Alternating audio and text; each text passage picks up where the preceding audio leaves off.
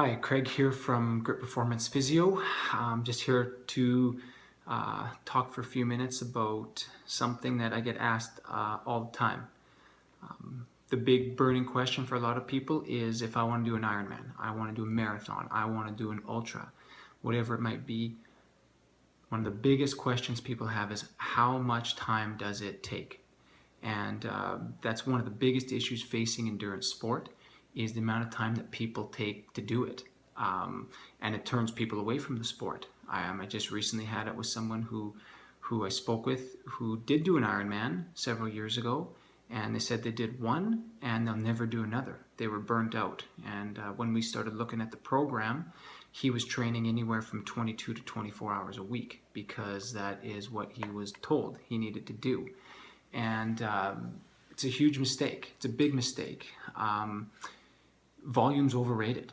The huge volume is overrated. You need to get as strong as possible. That's the bottom line.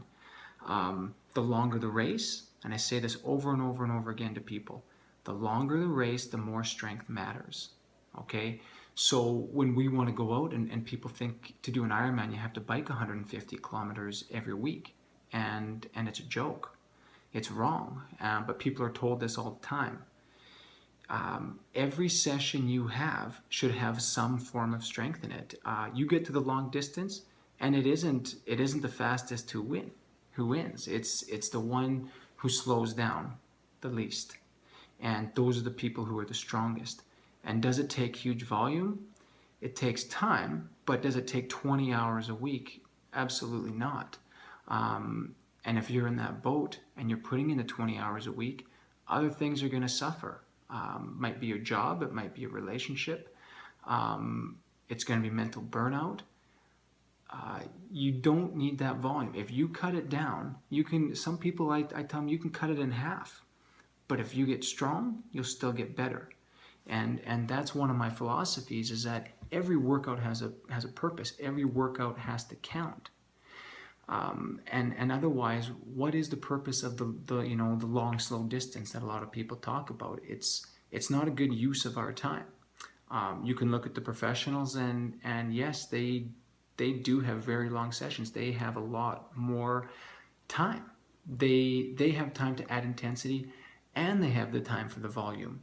And they also have time to recover, which for a lot of us, we might be training 2 hours in the morning, time to come home and have breakfast with the kids and shower and get to work just in time, right? And no time to spare. And so that, when you look at that, it's not fair to compare what we do to what professionals do. It's completely unrealistic. So the big thing, if you are one of those people, you're either burnt out from training or you're stuck spinning your wheels because you keep putting the volume and keep putting in the time and expecting a different result and it's not happening, that's really common. To be honest, I kind of enjoy looking at people's programs and thinking, is this really what you've been doing? Is this really what someone told you to do? Boy, there's no strength in this at all. There's no intensity in this. You're not reaching your potential. So in the end, there is a purpose for some of the long rides, some of the long runs, but not every weekend. And again, when people ask you, they always say, how far did you go?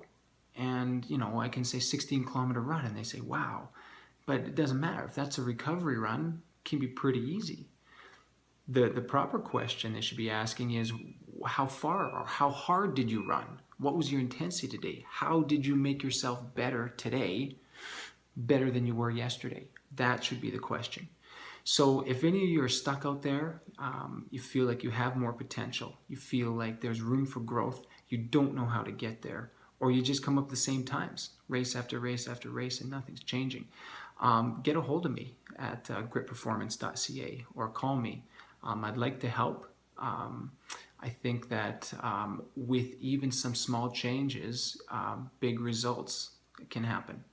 So if you want any more information, give me a call and I'd love to help, and look for me in the coming weeks. I'll keep these coming. And if you have any questions, fire them my way and I can probably do a little video blog for you. All right, so we will talk to you soon. Have a great day.